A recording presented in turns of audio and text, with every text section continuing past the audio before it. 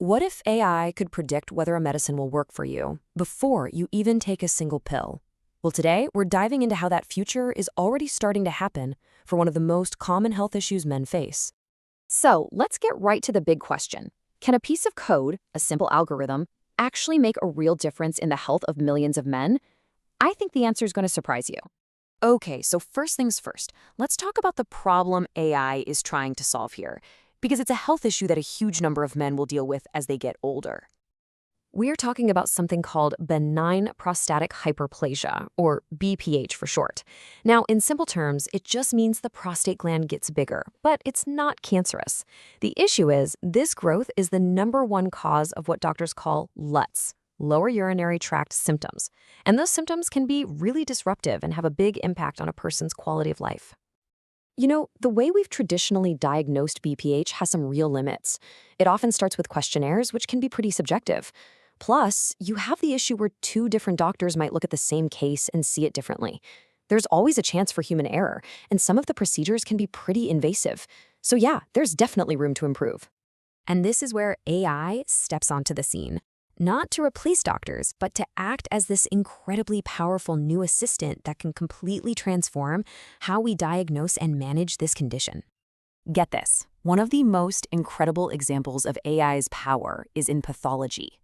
When you're talking about looking at tissue from a biopsy, AI is showing it can perform with what you can only describe as superhuman accuracy. Now, this is really cool because it gives us a real-world example. There's an AI model called Page Prostate. While a human pathologist's accuracy can, vary, this AI hit 99% sensitivity, which means it's amazing at finding anything that looks suspicious. And it also hit 93% specificity, meaning it was also great at confirming when tissue was totally benign. And just think about that 99% for a second. That's basically a near-perfect safety net. It means almost nothing suspicious gets missed. But AI's ability isn't just about analyzing tissues. It's also about listening to patients.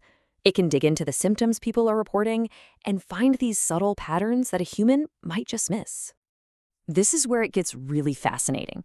Researchers used a technique called consensus clustering. You can think of it like a super smart sorting hat on the symptoms of over 500 men. And instead of just one big jumble of data, the AI found 4 totally distinct groups of patients. This is huge. It's the first real step toward personalized medicine, where your treatment is designed for your specific profile, not just a general diagnosis.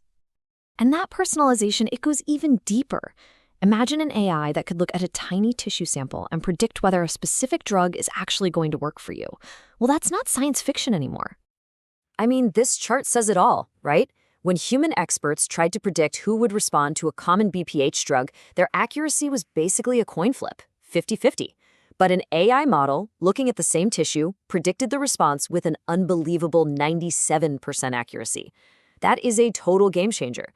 It means you don't have to waste months on a medication that was never going to work for you in the first place. Okay, so with results this good, you're probably thinking, why isn't this in every clinic right now? And that's a great question. This brings us to the reality check, the gap between the promise of AI and the practicality of using it today. So here's the crucial point. A lot of the AI research out there wasn't actually built to understand BPH by itself. It was built to tell the difference between BPH and prostate cancer. Now, that's a super important job for sure, but it means BPH often ends up being the thing they compare cancer to, not the main focus of the study. And this chart breaks down the biggest hurdles pretty clearly. As you can see, that huge 40% chunk is the research focus on prostate cancer, but look at the other issues holding things back.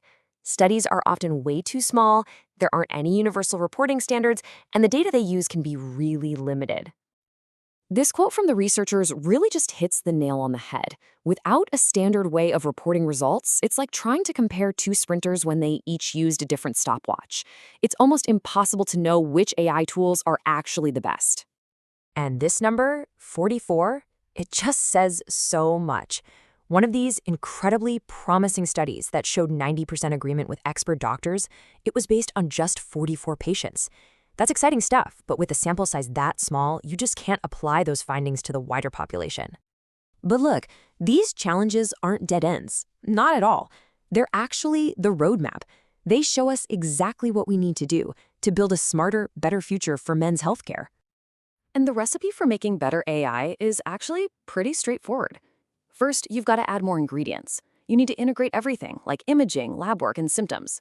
Second, you need to invite more guests to the party. That means larger, more ethnically diverse groups of patients to make sure the AI works for everyone. And finally, you have to standardize the rules, so everyone's playing the same game and we can compare results fairly. And the future that this recipe unlocks is just so exciting. We're talking about AI helping to plan robotic surgeries with pinpoint accuracy, or using AI to read through doctors' notes to find hidden clues. The ultimate goal is to create a treatment plan that is as unique as you are. So we kind of come full circle. The goal here was never to replace physicians. It's about augmenting their abilities, giving them tools to see things more clearly and act with more precision. The tech is moving forward at an unbelievable speed. So the real question left is our healthcare system ready for that partnership?